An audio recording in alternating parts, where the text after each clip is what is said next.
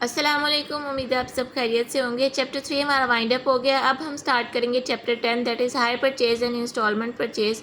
Higher purchase ये होता है कि हम किस्तों पर जब भी चीज़ें ख़रीदते हैं और इंस्टॉलमेंट्स में हम वापस करते हैं। जब इंस्टॉलमेंट्स में वापस करते हैं तो उसके साथ हम इंटरेस्ट भी पे करते हैं। ये टोटल हमारे इस चैप्टर का क्रक्स है।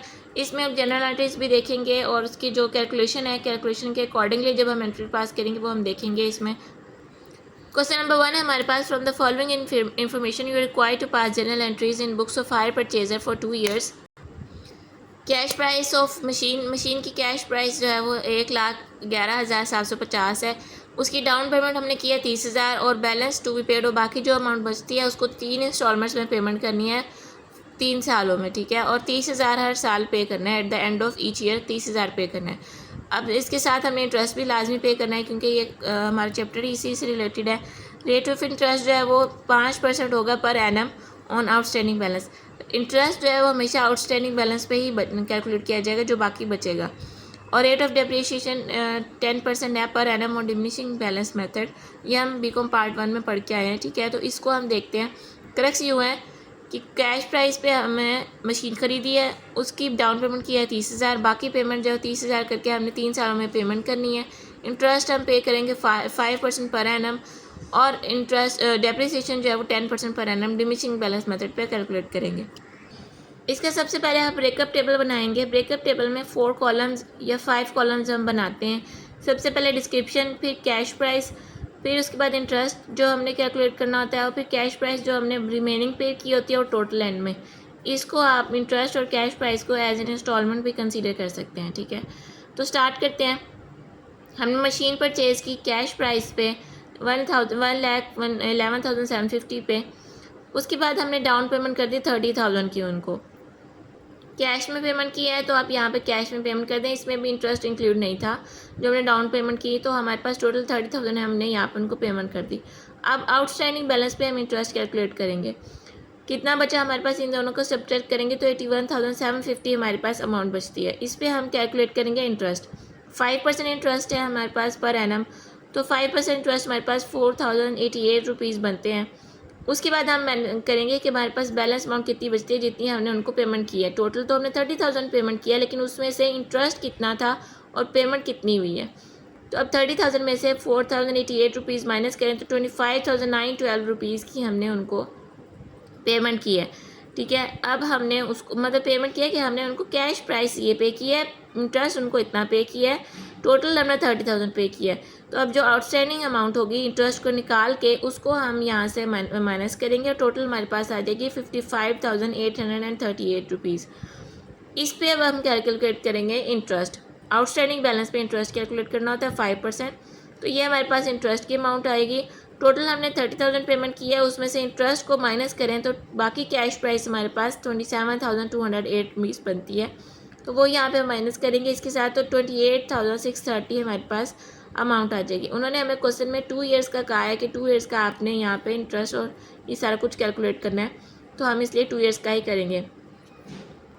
समरी इस टेबल की कुछ यूँ है कि यहाँ पे हम कैश प्राइसेस मेंशन कर रहे हैं, इंटरेस्ट हम कैलकुलेट करें, टोटल अमाउंट जो हमने पे की है उसमें से हम ये देख रहे हैं कि हमने इंटरेस्ट की अमाउंट कितनी पे की है और बाकी कितनी अमाउंट हमने पे की है, ठीक है। और उस आउटस्टैंडिंग अमाउंट पे जो बाकी बचती है उसके ऊपर फिर हम नेक्स्ट ईयर इंटरेस्ट कैलकुलेट कर रहे हैं, ठीक है। नेक्स्ट आ जाती है हमारे पास जर्नल एंट्रीज।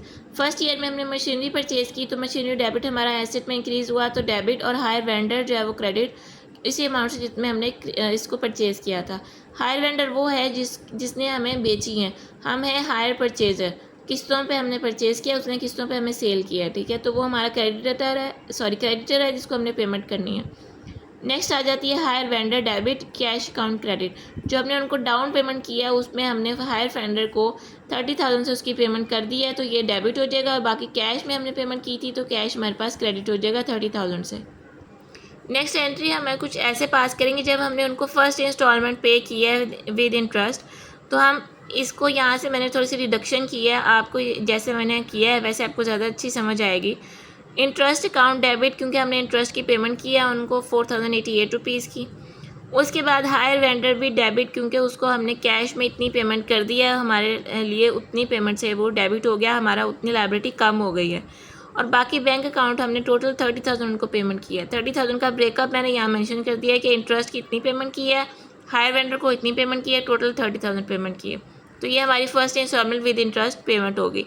उसके बाद क्योंकि एक साल हमने वो यूज़ की है मशीनरी, तो उसकी डेप्रिसिएशन भी होगी।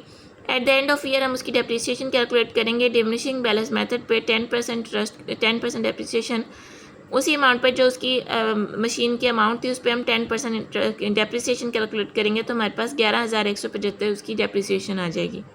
At the end of year फिर हम बुक क्लोज करते हैं जब, तो हम उसको इंटरेस्ट और डेप्रिसिएशन एक्सपेंसेस को प्रॉफिट एंड लॉस अकाउंट में ट्रांसफ़र कर देंगे। इंटरेस्ट अकाउंट वही जो हमारे पास 4,088 है और 11,175 डेप्रिसिएशन है, इनको दोनों को हम प्रॉफिट एंड लॉस अकाउंट में ट्रांसफ़र कर देंगे। क्योंकि ये एक्सपेंसेस हैं इसलिए profit and loss account debit हो जाएगा। इसका सम हमारे पास 15,263 बनता है। अब सेकेंड ईयर की बारी आई जब हमने तब भी इंटरेस्ट पे किया और हमने उनको पेमेंट की, तब भी हम सेम ही इसकी एंट्री करेंगे ब्रेक डाउन करके कि 30,000 हमने टोटल बैंक के थ्रू उनको पेमेंट की है सेकेंड इंस्टॉलमेंट की विद इंटरेस्ट। उसका ब्रेकअप क्या है हमारे पास, इंटरेस्ट हमने उसमें से इतना पे किया है और जो हायर वेंडर को पेमेंट किया है कैश में पेमेंट किया है, बाकी वो हमने 27,208 मेंशन किया। इतनी अमाउंट से हमारे पास वेंडर फिर से कम हो गया है, हमने उसको इतनी पेमेंट कर दी है, हमारी इतनी लायबिलिटी कम हो गई है, इसलिए हमने हायर वेंडर को डेबिट किया। Interest account debit, higher vendor account debit और बैंक अकाउंट क्रेडिट 30,000 से। सेकेंड ईयर के लास्ट पे भी हम इसकी डेप्रिसिएशन कैलकुलेट करेंगे क्योंकि ये डिमिनिशिंग बैलेंस मेथड है, तो हमने जो टोटल हमारे पास मशीन की अमाउंट थी उसमें से पिछली दफ़ा जो हम डेप्रिसिएशन कैलकुलेट कर चुके हैं उसको माइनस करेंगे, तो टोटल हमारे पास वैल्यू आ जाती है 1,05,575। अब इसके ऊपर हम डेप्रिसिएशन कैलकुलेट करेंगे 10%, तो हमारे पास 10,058 रुपीज़ जो है डेप्रिसिएशन आती है, जिसको हम यहाँ मेंशन कर देंगे और मशीनरी को क्रेडिट कर देंगे। फिर ईयर एंड पे जो है हम अपना इंटरेस्ट एक्सपेंस और डेप्रिसिएशन एक्सपेंस को प्रॉफिट एंड लॉस अकाउंट में ट्रांसफ़र कर देंगे। इंटरेस्ट हमारे पास 2,792 बनता है और 10,058 रुपीज़ डेप्रिसिएशन है, इन दोनों का सम हमारे पास जो है प्रॉफिट एंड लॉस अकाउंट में ट्रांसफ़र हो जाएगा। ये था आज का क्वेश्चन, बहुत बेसिक सा है और एंट्रीज ऑलमोस्ट वैसी हैं जैसे हम प्रैक्टिस करते आ रहे हैं, पैटर्न वही है। ठीक है, ये क्वेश्चन आज हम करेंगे और बाकी क्वेश्चन नेक्स्ट डे हम करेंगे इंशाल्लाह। ओके, अल्लाह हाफिज़।